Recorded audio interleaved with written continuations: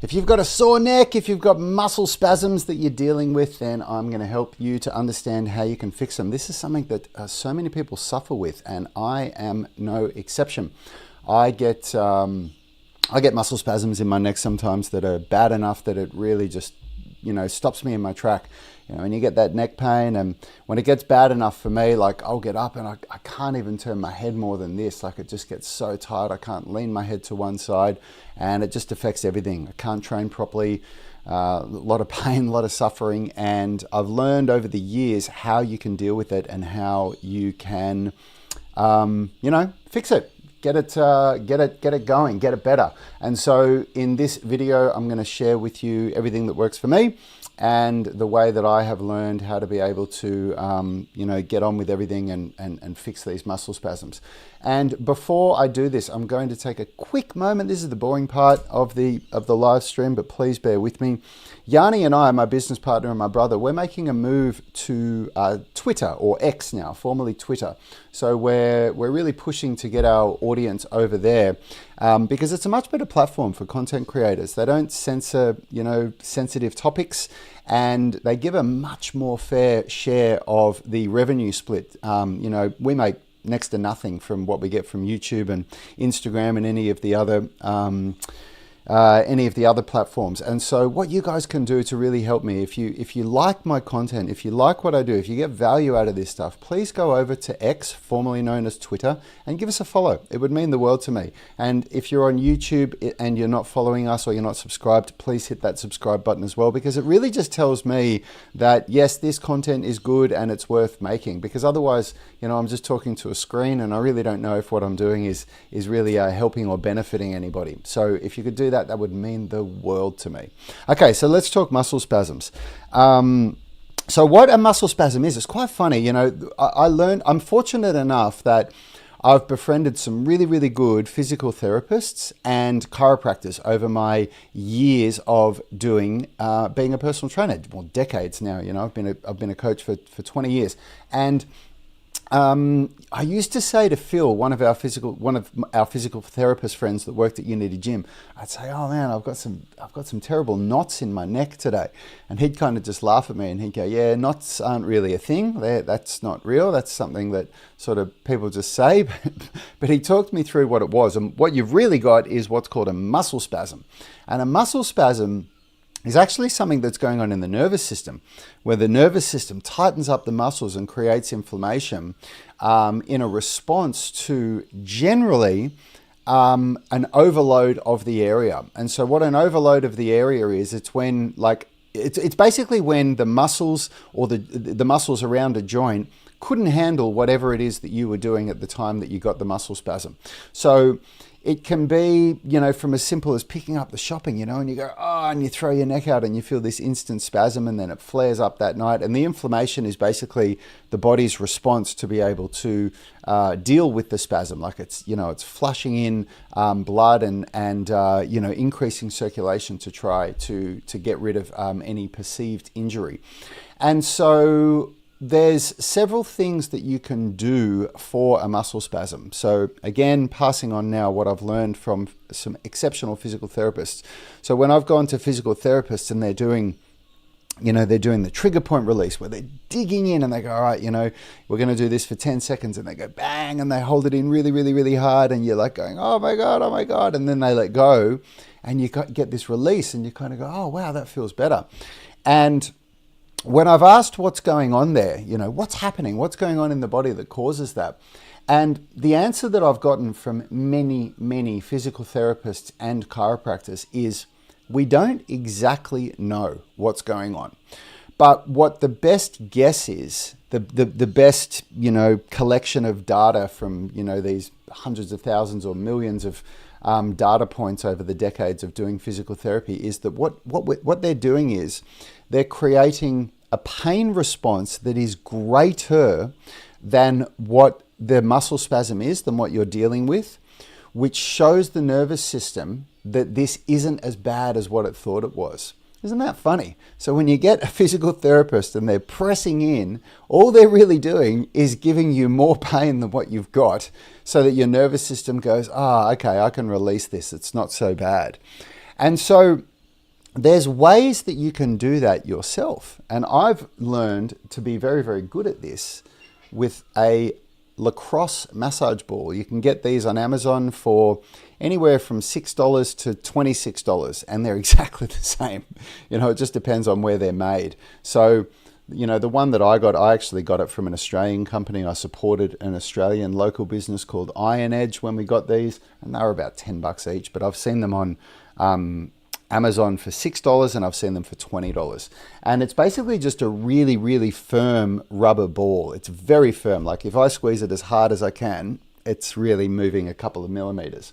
And what you do with that is you basically just put it on the areas where you need it and then apply pressure. So it's just about getting creative with the way that you can apply pressure. Like, so for example, if I want to apply pressure to the levator scapula, this tiny little muscle that runs down here that causes a lot of problems, that sort of sits between the trapezius and these muscles at the front of the neck, then I have to get pressure here. So the way that I do that is I actually stand in a door frame. So if the edge of the door frame's here, I put the ball against one edge so that my head can go through the door frame, and I hit it from kind of a horizontal angle because I obviously need the pressure coming that way, And if I want to get onto my chest, I can put it down here and I can lay on the floor, or I can go against the wall. If I want to get on my lats, then I can put it on the floor and I can lay on it.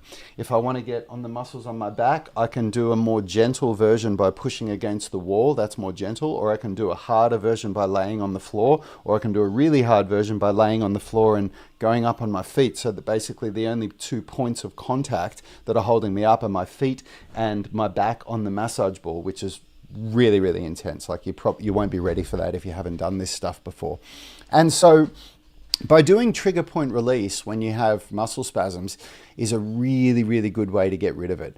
And you don't need to get caught up in what muscle you're doing. And again, everything that I'm passing on to you guys, I'm passing on from more conversations with exceptional sports physical therapists and chiropractors than I can remember. If I give you guys a little bit more context of this, because we were giving our friends that are physical therapists and chiropractors, because Yanni and I have seen so many different practitioners over our decades. And then when we found a couple that were exceptional, that were really, really good, we went to see them more and more and more. And then we started referring our clients to them. And because we were referring so many people to them, they just really started to love us. Obviously a practitioner that gets, a lot of referrals from you is really going to, be very grateful. And we just developed a very good friendship with them. And eventually it got to a point where Yanni and I would be able to just get free treatments whenever we wanted. And there was a long period of time where Phil and Nilesh, another exceptional physical therapist, were working out of Unity Gym. We were doing podcasts and live streams like this every day. So I've just had so many conversations with people like this.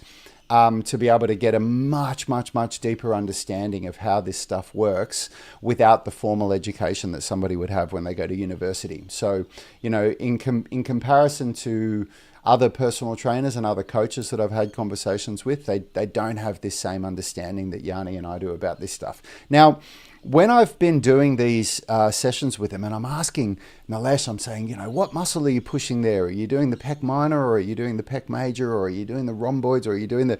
And it's really funny. The more experienced these physical therapists are, the more language they use like this. I'm just pushing in this area and just finding the spots that are uncomfortable for you.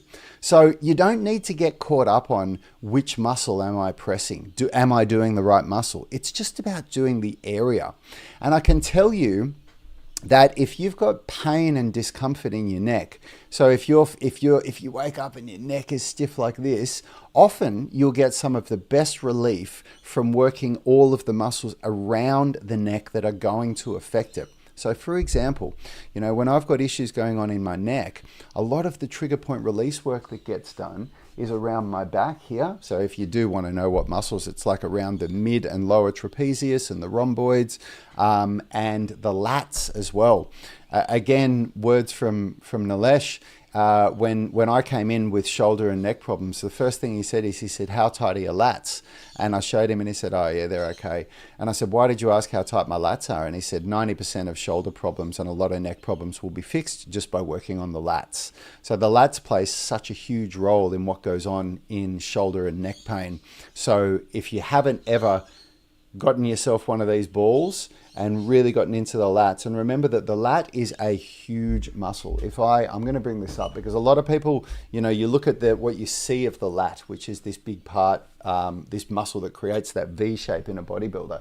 But if I bring it up for you guys on YouTube and show you guys, the lat is a huge muscle that goes right down into the lumbar spine. So when you guys look at this, you can see it, you know, it inserts in the humerus up here and it connects onto the thoracic vertebra here and it goes right down to the lumbar. So when you're looking at the lat, you know, you're looking at a muscle that goes all the way down to here.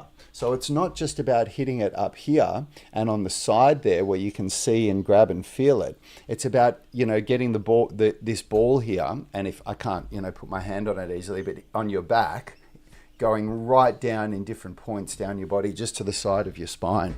And you'll find that I'd be very surprised if, even if you don't have neck and shoulder pain, I'd be very surprised if when you guys do this for the first time, that you won't find some spots that when you get that trigger point ball in there, that you'll go, "Oh my God," and it's really uncomfortable. And those are the spots that you need to pay more attention to. When I started doing trigger point release, I started with foam rolling. Foam rolling was my first real introduction to it, and it was really when I got out of the army when I was 34 years old, because my back was so bad. I'd fractured my spine in the army. I had a bilateral pars fracture, and then that had developed into spondylolisthesis and spondylosis. And my pain was just so bad. And I started to learn about this, you know, trigger point release methods and using foam rollers. And when I first started using a foam roller, I was using just a regular blue foam roller, which I would call a soft foam roller now, you know, like it's got a lot of give in it. And it was really uncomfortable for me. It was almost unbearable, especially when I was doing my ITB, the iliotibial band down the side of your leg. And eventually, after about a month or a month and a half of work, it got to a point where that foam roller, not only did it not hurt me anymore, but it didn't feel like it was really doing much. It didn't feel like it was actually really, you know, getting in there and giving me any relief.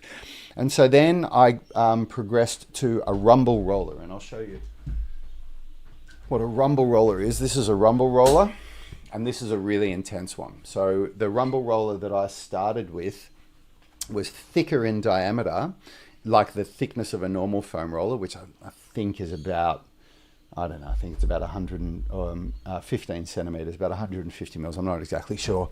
And it looked the same. It has these, you know, these ribs on it, but it was softer than this one. The rumble rollers, most of them, the blue ones are softer and the black ones are harder.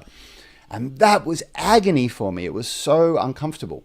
And then eventually that got to a point where that wasn't uncomfortable anymore, and it became quite easy. And so then I progressed to a black rumble roller, which was more firm. And again, there was this period where it was like, oh my God, every time I was doing it, I was really just having to breathe through it. It's like getting a sports massage where you're like having to breathe and almost clench your fists while they're doing it to you. And then eventually that became really comfortable for me. And then I progressed to this one, which is even more intense. And the reason why this one is more intense is because the diameter is less, it's a narrower diameter.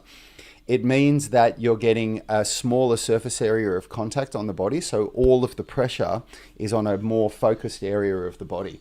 And again, it was really uncomfortable when I first started, but it just feels like medicine to me now.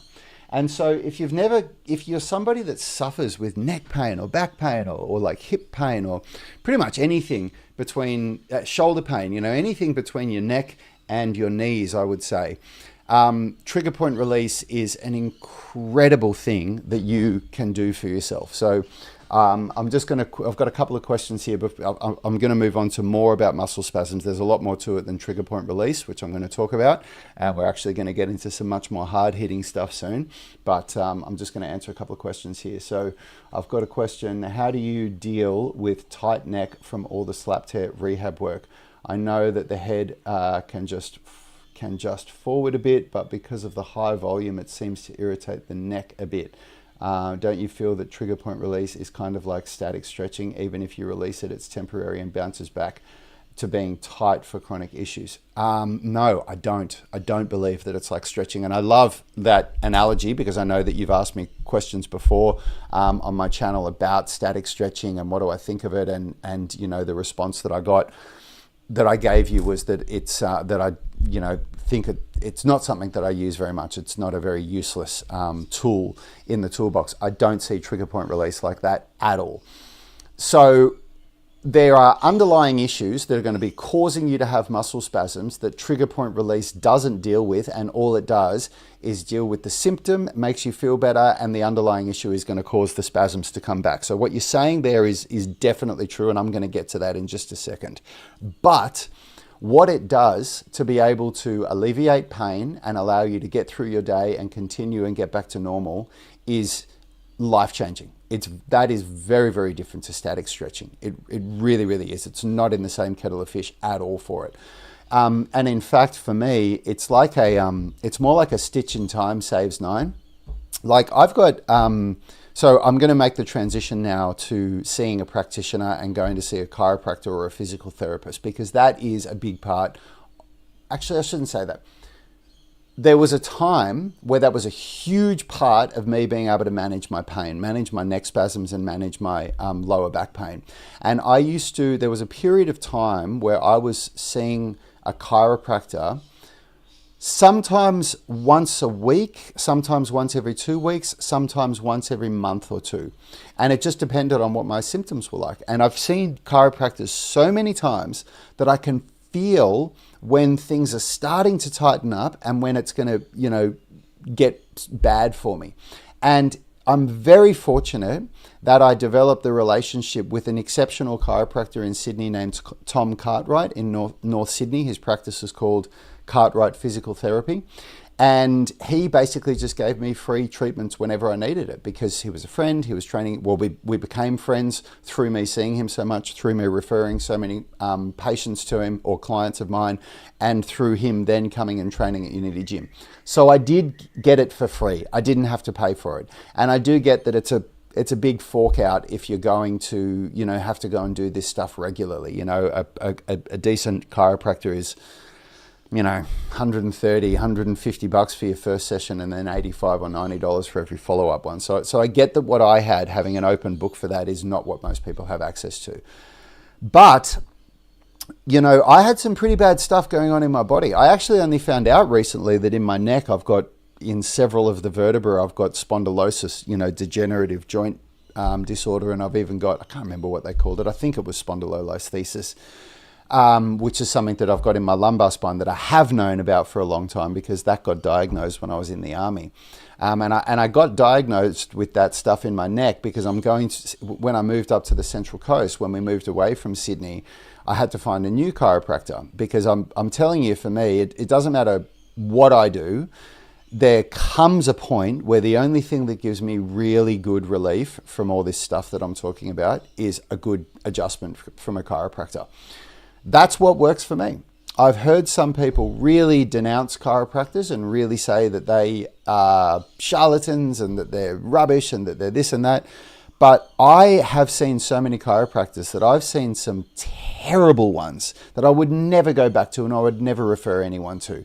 That when I go and see them, I just think, man, I may as well have just flushed that money down the toilet. But a good chiropractor is like life-changing for me. Like I will walk into a good chiropractor not being able to turn my neck and I'll walk out going, oh my God, I can move again. Like it completely changes me. And so when I came up to the Central Coast, I had to find a chiropractor, and I first went to a very bad chiropractor. I never went back again.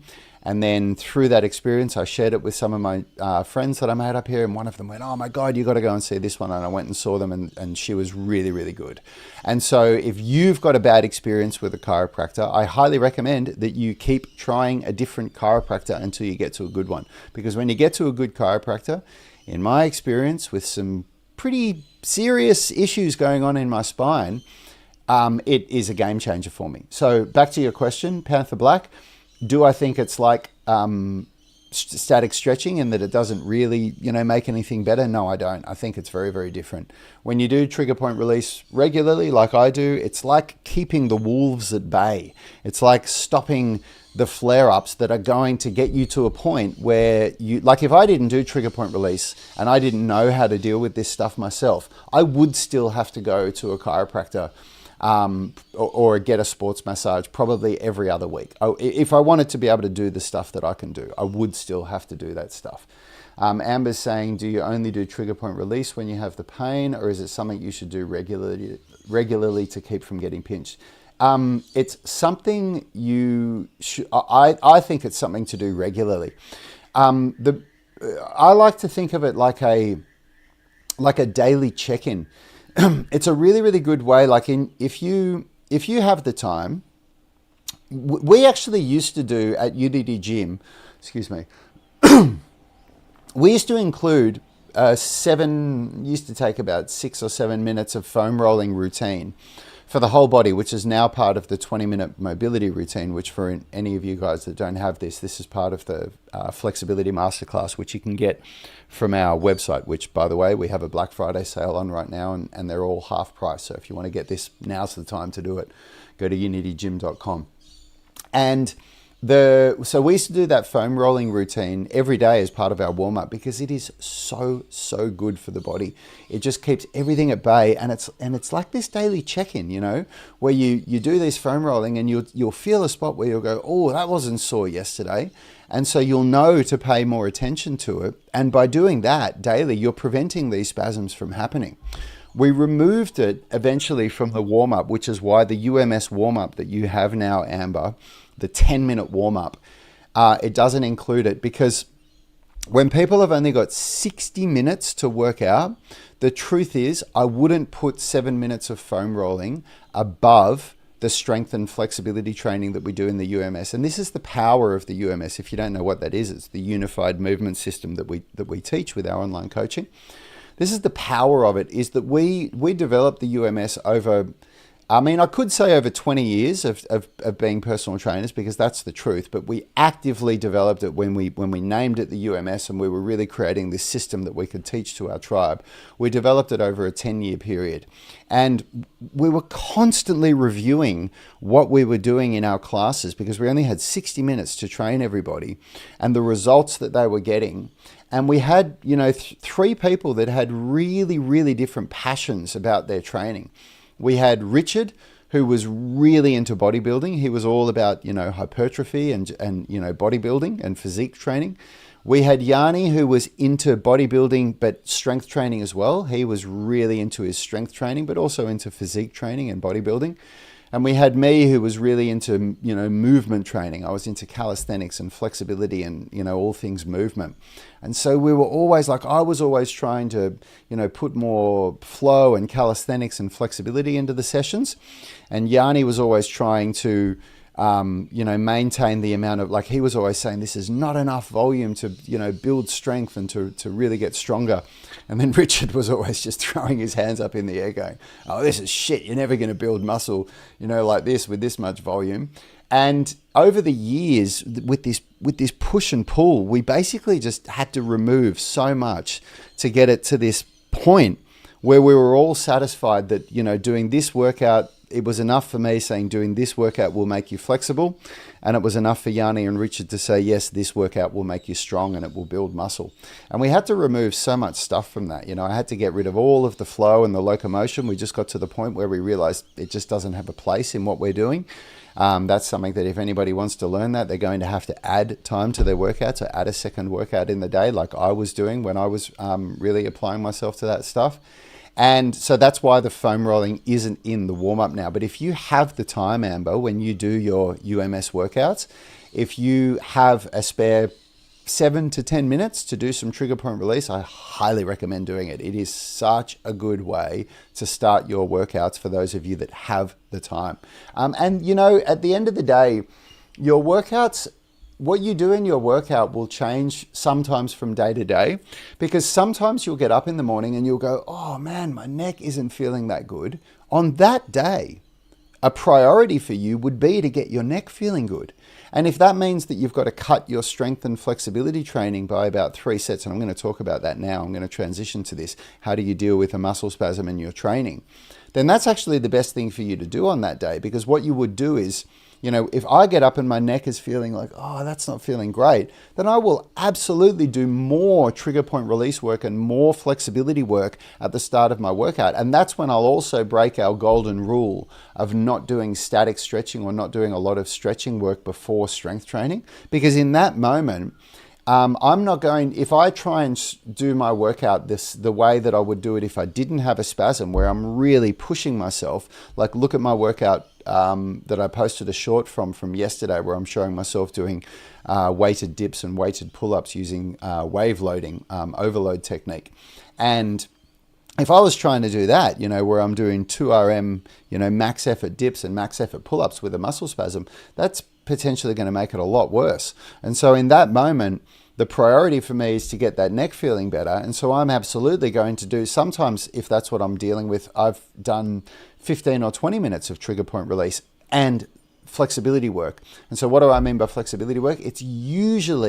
I'll usually spend more time stretching out the chest. So I'll do like, laying on a bench with a D roller under my back. If you don't know what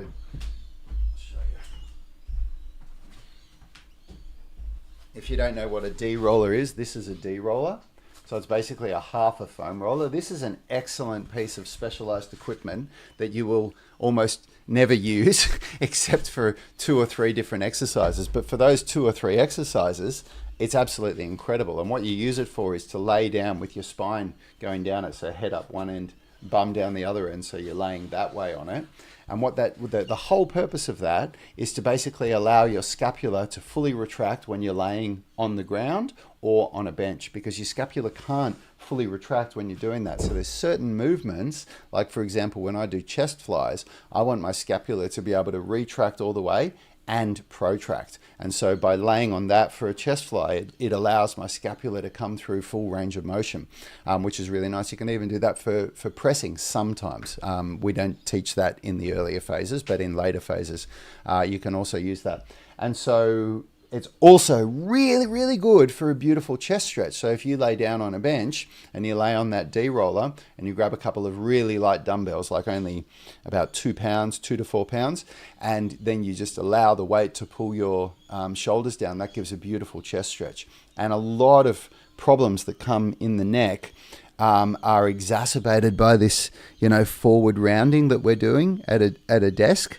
So what happens here is, we get really tight, the muscles that protract the shoulder blades, and also the muscles that in the chest, the muscles that are adducting the arms, they become really, really tight and really stiff. And so another part of dealing with neck pain is working on opening up that stuff. And if you're doing the UMS, Amber, we definitely take care of that in the workout. So a lot of thoracic extension on foam rolling, that really opens up the chest, and it also opens up the thoracic spine and the cervical spine. And doing stretches like the one that I just explained there. So if I've got like a neck spasm, I'll do that stuff. I'll do some more stretching on my lats. I'll do some like single arm lat stretching, the unilateral lat stretch on the rings, Amber, that we do in the UMS. I'll do that one as well. And then when I go into my workout, and now I'm transitioning into how do you work out when you've got a muscle spasm in the neck. When you go into your workout, actually one of the best ways to deal with the muscle spasm in the neck is actually to work out the muscle that's got the spasm. So by doing our workout, what you're actually doing is, if you do a reduced load workout, which means that you lower the intensity and you lower the volume, so intensity being how heavy you lift, volume being how much you lift, so how many reps per set, how many sets per workout. If you lower that then and do a workout using those muscles, you actually show the nervous system that it doesn't need to fear this perceived threat of injury, and it can release the muscles. So Yanni gets muscle spasms in his lower back periodically. Yanni's had some nasty back injuries as well. When we were kids, we were horse riding, and he fell off his horse, but his foot got caught in the stirrup, and he would have only been about 6 or 7 years old, so he was tiny, and his horse bolted, and he was like bouncing, up this gravel road, and he got a couple of fractures in his spine. It was pretty bad, and so he gets back spasms periodically. And what he does when he gets a muscle spasm is he goes to the gym and does a deadlift session. And he does that based on the advice of a really, really good physical therapist, Phil. And that 4 times out of 5 fixes his muscle spasm. He'll come back and he won't have a muscle spasm because he's teaching the body that this spasm is okay, that there's not there's not a big problem that it needs to deal with. Panther Black's given me a $5 donation on YouTube. Thank you so much. Thank you so much. And you've written a question here. Spasms and okay, here we go. I can see your question. All right. So you're saying regarding spasms and acute muscle tightness post-workout, something I've always been at odds with, that if the goal is to strengthening the body at end ranges and the strength increases your mobility. Is that the whole question, or are you still typing the question? Can you clarify what you're asking me and I'll answer it for you? Amber's saying, is it okay to do foam roller routine as a second workout after I get home from work? Oh, you do it anytime you can, make it work for you, Amber. Whatever time of day works for you, just getting it done is absolutely better than doing nothing. We get caught up in like the best way to work out and the best time of day to get everything done. But the best workout is the one that gets done, and the best time of day to do the workout is the time of day that it gets done. So, just do the best that you can do. So I've got a couple of questions here that I'm going to answer in a second, but I'm just going to quickly wrap up what I was saying about, working out when you've got a spasm. So yeah, it can actually really fix your neck spasms, your back spasms, whatever it is. If you go and do a workout with really, really light weights, but you do everything that I've talked about. You do this trigger point release work first. You lift really light weights, and you do reduced volume as well. So what do I mean by doing a workout? That could mean doing just like 2 sets at 50% of the weight that you would normally do, or doing 3 or 4 sets, but in each set you only do half of the amount of reps, and you're doing reduced weight as well. It's incredible what that does for fixing a muscle spasm. It really, really is. And Panther Black, please clarify your question for me so that I can answer it. And I'm going to take another moment because we've got a lot more people on the live stream now to say this. Guys, if you value this content, if you're watching this stuff and you're thinking this is really good, I really enjoy watching your live streams, Rad, or listening to the podcast. Something that I would really, really appreciate if you did is to go and follow Unity Gym on X, formerly known as Twitter. Yanni and I are making a real push and a transition over to X because it's a much better platform for content creators like us. They don't censor sensitive topics, and they give a much more generous revenue share of the ad revenue to content creators. Our YouTube channel, despite all of the work and all of the effort that I put in to all of these videos and the literal thousands of videos that we now have on YouTube, we make a measly $320 a month from ad revenue from YouTube. It is not even fractionally close to making a dent on being able to support our business.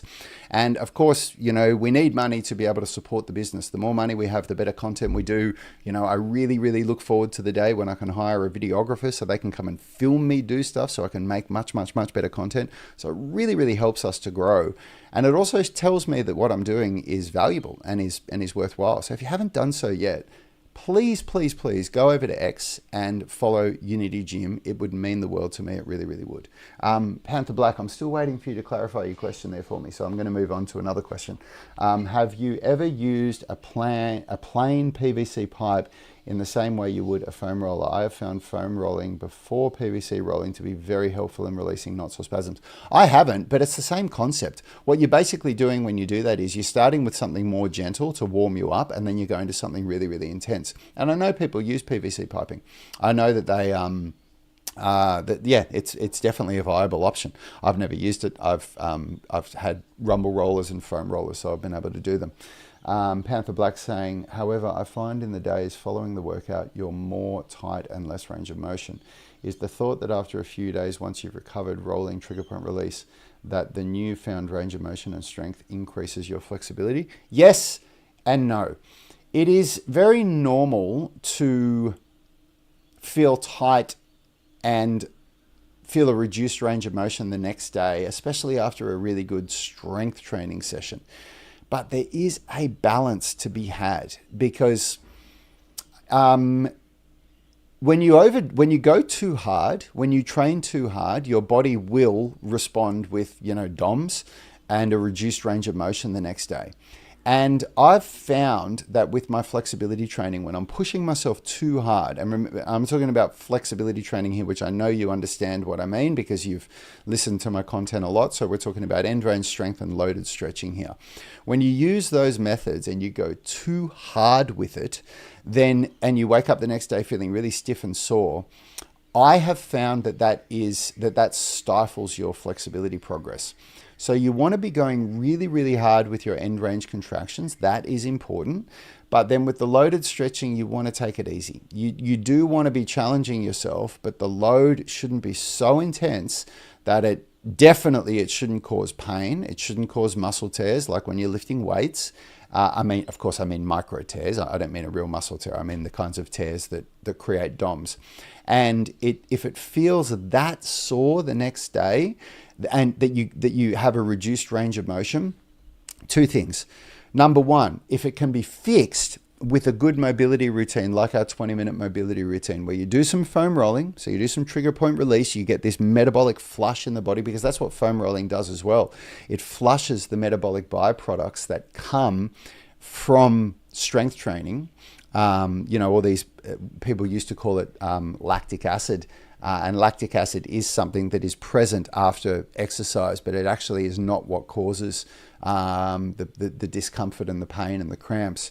I remember researching this a decade ago or something, so I can't remember the name. I think it's actually called pyruvic acid that causes the pain and the cramps and the DOMS. But either way, there's a whole bunch of metabolic byproducts that are a byproduct of exercise that are present within the muscle body that are a cause of the aches and pains. And so what happens when you do foam rolling, and especially when you do it towards the heart, which is the way you're meant to, you're actually recirculating that stuff through the system, and then your body is dealing with it and flushing it. So that's a really good reason to do foam rolling as well for recovery. And then when you do mobility, so mobility is gentle. It's not intense. It's really, really good for a recovery session, and it's something that almost always makes you feel better afterwards, rather than a good strength training session or a good flexibility session, which often makes you feel worse temporarily afterwards. The next day you're experiencing this stuff that you're talking about.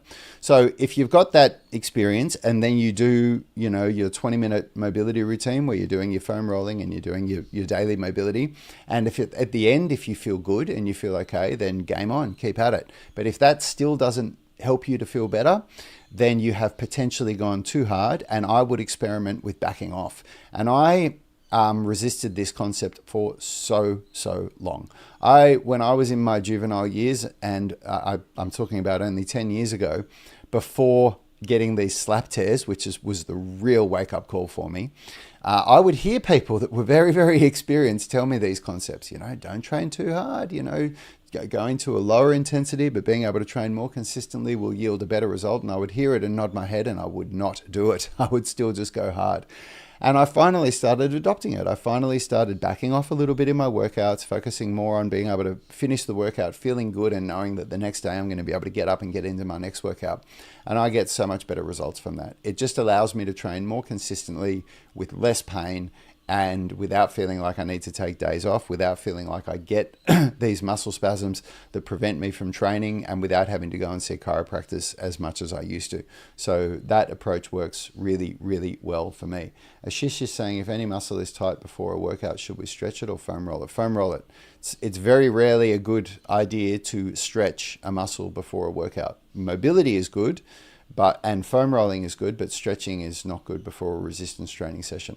Can you follow my slap tear blueprint for shoulder biceps tendonitis? Yes and no. An injury like biceps tendonitis does need a more tailored approach that's specific to the injury, but if you follow what I've got in my slap tear blueprint, as opposed to doing nothing, then it will be beneficial for you.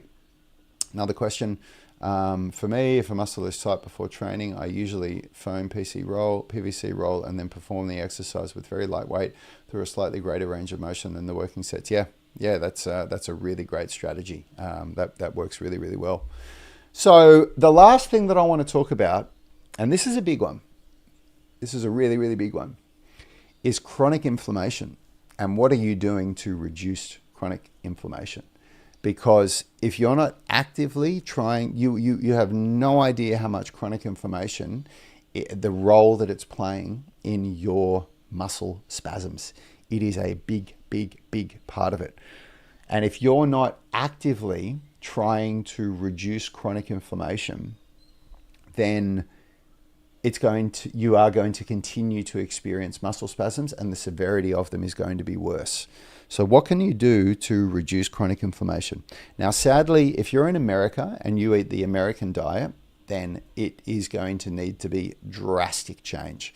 When I hear what our US followers eat, what the standard diet is like over there, what people are consuming, the quality of the foods, there's some big changes that need to happen.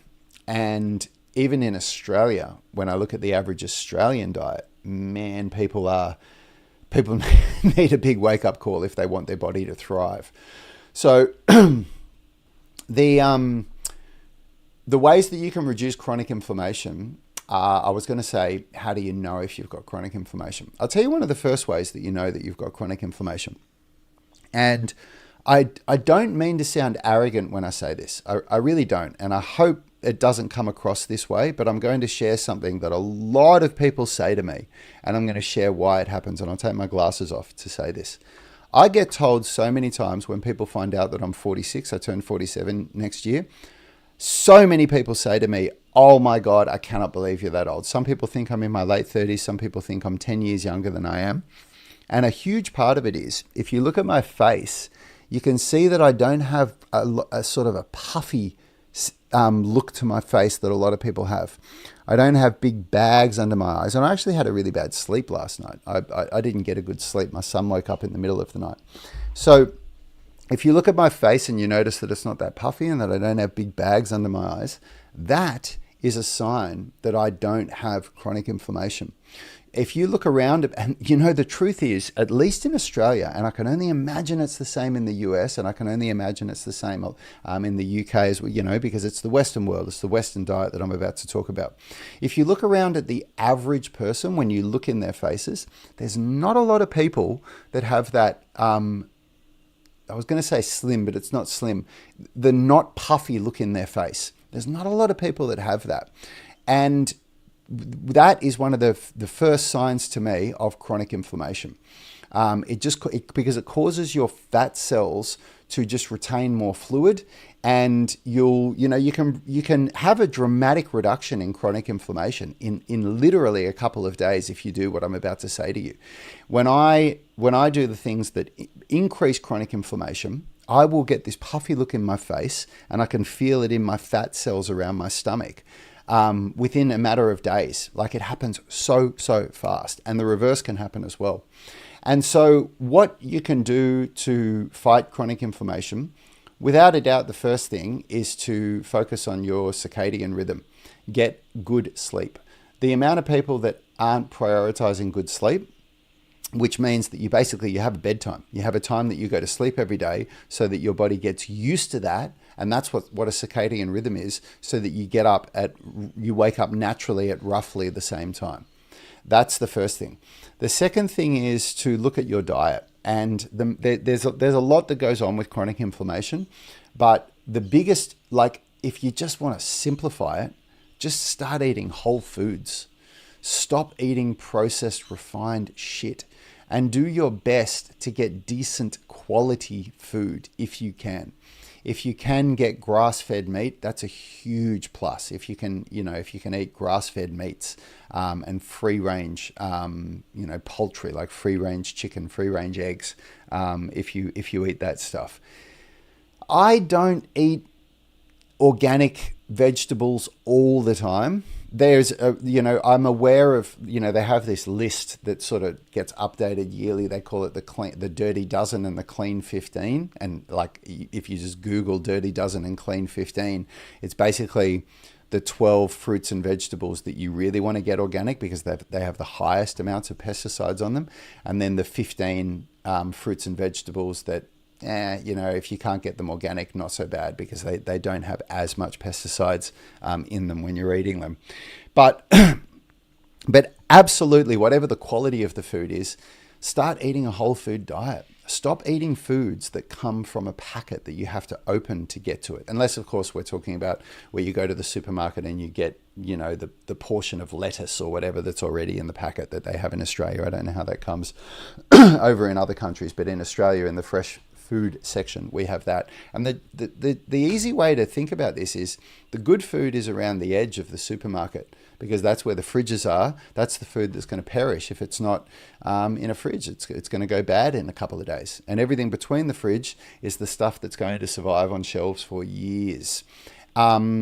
And so if you start eating whole foods, if you start looking at eating a variety of different plant foods every week. So, the recommendation is 30 to 50 different varieties. I think the last time I saw this recommendation, it was 30 varieties of plants, vegetables, herbs, fruits, spices. And you might think 30 varieties in a week, like, how am I going to do that? But spices and herbs are considered a variety. So if you think about this, imagine if you made like a slow cook, we do slow cooks sometimes. Slow cooks are such a good thing to eat, and I'll tell you why. Slow cooks are one of my favorite things to eat for nutrition.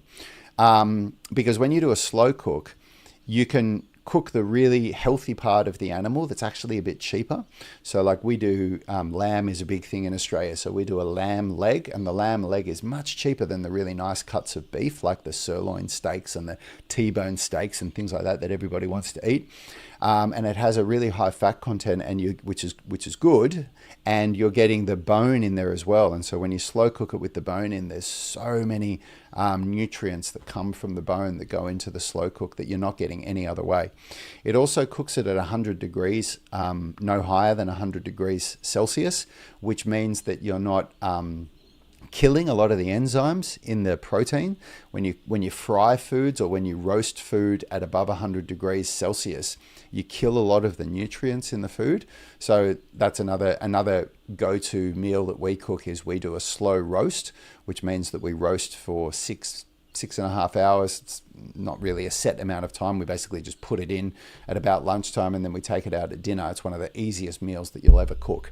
And we just get a cut of meat, wrap it up in foil with some herbs and spices on it. Anyway, but if you do a slow cook, what you also do is you put a lot of herbs and spices in there to flavor it. And every single herb and spice that you put in is one of those 30 foods. And so why 30 fruits, vegetables, spices? You eat a fruit salad with 3 or 4 fruits in it, there's another 3 or 4.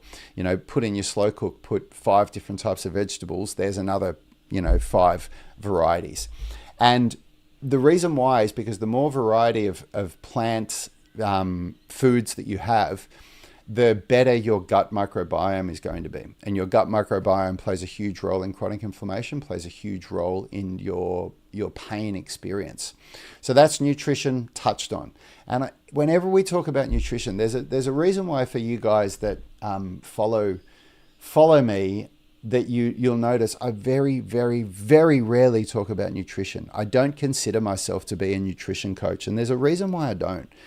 The amount of study and research that you have to do to stay up to date with nutrition is just mind-boggling. And every time I've posted anything about nutrition where I'm, trying to say, this is the way that you want to eat or blah, blah, blah to get this, there's so many people that come on and challenge you and they're talking about this latest research and that, and what about what that person said, that contradicts this, and I just can't be fucked with it. I just cannot be fucked arguing with people or debating people about things like nutrition. And I'd much rather just talk about things that I have personal experience with, that works for me and that works for other people. And so when I talk about nutrition, because I have studied it a lot, I've gone to a lot of workshops, I've read a lot, I've worked with nutritionists before, but what I did was I basically just worked to simplify it. I'm not interested in, like, if somebody has thyroid issues or if somebody has, real nutrition issues that they need help with, I say, look, go and see a nutritionist. They're the expert on it. But when it comes to just the basics of being healthy, then I can absolutely, talk with authority, because I've created that health in my own life. My wife has created it in her life. We have a very healthy son, and all of our clients that follow what we've advised them to do, they reduce chronic inflammation, they lose a lot of fat, they build a lot of muscle, they fix the aches and pains in their body, their energy levels increase, the bags under their eyes go, their libido improves, their mood improves, their self-worth, like, it all just improves. And it really comes down to this: eat whole foods. Try to build your meals around protein, which means that always think, what's my protein source first? That's always the first choice that I make with every single meal I eat, is what is my protein source? So what I have for breakfast is always a protein smoothie. I use VPA Australia protein. It's the highest quality grass-fed, really good stuff at a great price. And you can use a discount code RAD10, RAD10 to get 10% off your first order or something like that. And so for my smoothie in the morning, I have 2 serves of VPA protein, because that gives me 50 grams of protein, because to maximize muscle protein synthesis, you want 2.2 grams of protein per kilogram of body weight per day, or 1 gram of protein per 1 pound of body weight. And so that's giving me 50 grams of protein in my smoothie. Great thing about a breakfast smoothie is you're talking about trying to get these 30 varieties of plants in your diet every day as well. I can throw a banana and a bunch of different fruits in there, and that's going to get me, several different plant varieties in my breakfast already. I put psyllium husk in there. There's another one. I put chia seeds in there. There's another one. You can put all this great stuff in your breakfast smoothie that you normally wouldn't have. So that's what I have for breakfast. And then for lunch and dinner, it's always just a really simple source of meat or protein. So we vary our meat sources throughout the week. And we usually cook enough dinner so that I've got enough of it for lunch the next day, so that I don't have to prepare my lunch. And I just have it with vegetables, either vegetables or salad. And I just keep it so simple. It's almost always, we just do roast vegetables if we can be bothered cleaning the tray afterwards, if we want to do something that's going to taste good. And you just put a few herbs and spices on the veggies and throw them in the oven. It's that simple. Or if we are lazy or time poor, we'll do steamed vegetables, and I'll just steam the vegetables, and then I'll just put some butter with it and some salt on it, and that's it. And in summertime, I eat more salads. I try to eat more seasonally, and I'm now, anybody that's been looking at my stories, I've created my own veggie garden as well. So we just got a really nice harvest of our own cherry tomatoes and a bunch of other stuff from our own veggie garden. But in summer, I'll eat more salads, and so it's just meat and salad, meat and veggies. That's what I eat to stay healthy. And, to get my 200 grams of protein in a day, I'm getting 50 grams in my breakfast smoothie. I don't measure anything. I don't get the scales out. I don't count the calories. I don't do anything like that. But I know how to eyeball roughly what 200 grams of red meat is, so that I'm getting 50 grams of protein per meal. Do that twice. Now I've got 150 grams. And then after my workout, I have a protein shake, which means it's not a smoothie. All it is water and 2 serves of protein powder to give me another 50 grams, and there's my 200 grams. So I talked a lot to say to keep it simple. Here's what I mean. 3 meals a day. Have a smoothie for breakfast. Lunch and dinner, I have the same thing. I'll have for lunch, I'll have what I had for dinner the night before, and it's just meat and vegetables, or meat and salad. I do eat rice as well. I don't eat it all the time. I usually, think of when I'm going to be having a more high carb meal on days that I'm doing more training, or on days that I do cardio. So basically when I'm going to use those carbs. And if I'm on a day where I'm not doing a lot of workout, then I'll really actively reduce the amount of carbs that I'll have. If I don't have lunch prepared, if I've got nothing there for me, I'm fortunate that I work from home. I have eggs. So I know some of you have seen what I eat in a day videos, and I'll eat 8 eggs so that I'm getting 40 grams of protein, and then I'll just have that with avocado and whatever. A treat for me on the weekend, which I don't do that often. It might be, sometimes it's twice a month, sometimes it's once every month or two, is that we'll go to the shop and get bacon and some sourdough bread. My son eats sourdough bread almost every day.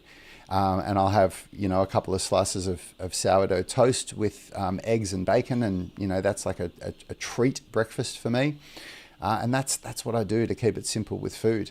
Then the next thing with chronic inflammation is alcohol. If you're drinking alcohol, even once a week, you're going to be struggling to keep chronic inflammation at bay. And recreational drugs as well. Recreational drugs cause havoc. Other things that can cause chronic inflammation in people, it depends how you react to it, is dairy and grains. So, eating bread can cause chronic inflammation. And the only way that I found out all this stuff for myself, the only way that I've been able to get myself to a great state of health was through a process of trial and error.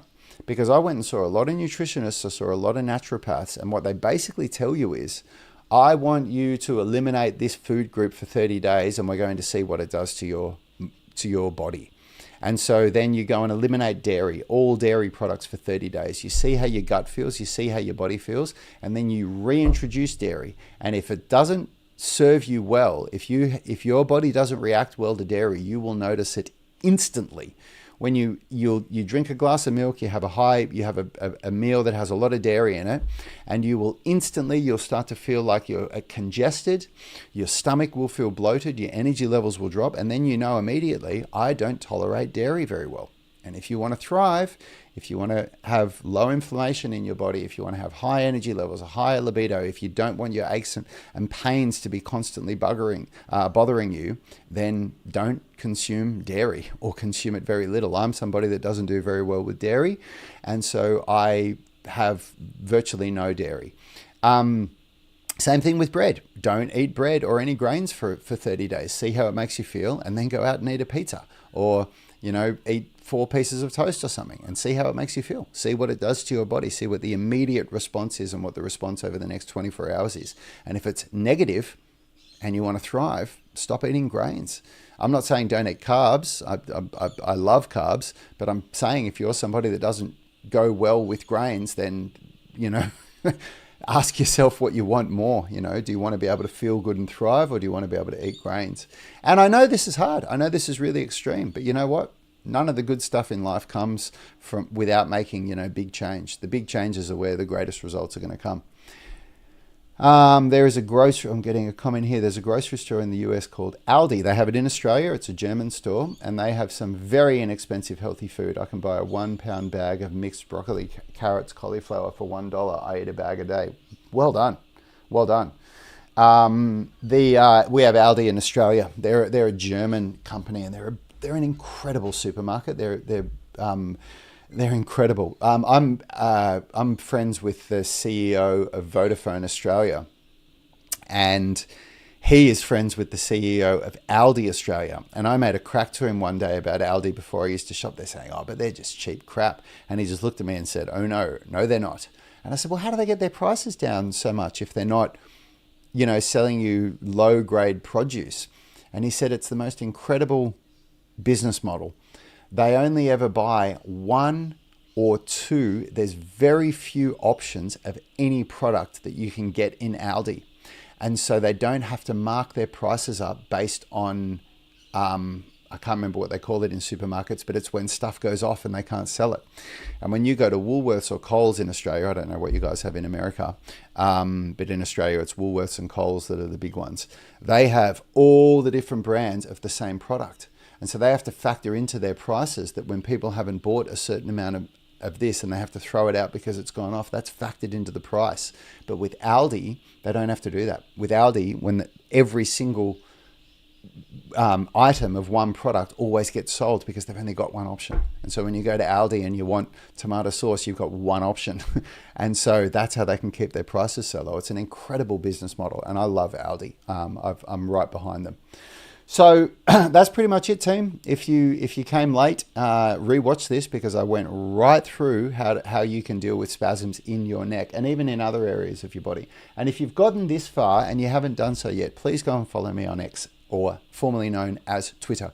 It would really mean the world to me. I've said it a couple of times, but we're really making a push to transition to X, and the time will come where that will be our primary platform, and I need your guys' help to do that. I really need you guys to understand what X means to content creators like us, what the former Twitter means to us. It's a really, really, really supportive platform for content creators. So please go and do that. And I'm getting thank yous for the discussions of spasms and nutrition. You're absolutely welcome. It's something that I deal with a lot, and it, the reason I did this is because I've had some of our members in the UMS tribe say that they've had some muscle spasms recently and how do they deal with it. And I know that it's something that people deal with and they don't know how to deal with it. They don't know how to fix it. They don't know how to manage it. So I really hope that this helps you guys. You're welcome, Panther Black. Thanks so much for your donations, man. It means the world to me.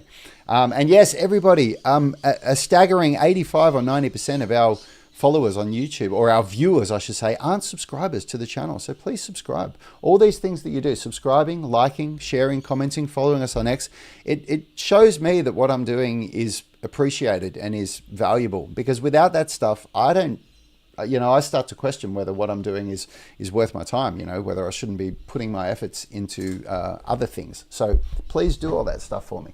And by the way, I'm going away for my first vacation next week with my family for the first time this year. We are going to an Airbnb in Whoop Whoop, which you guys probably don't know what that means. That's an Australian term that basically means way out in the bush.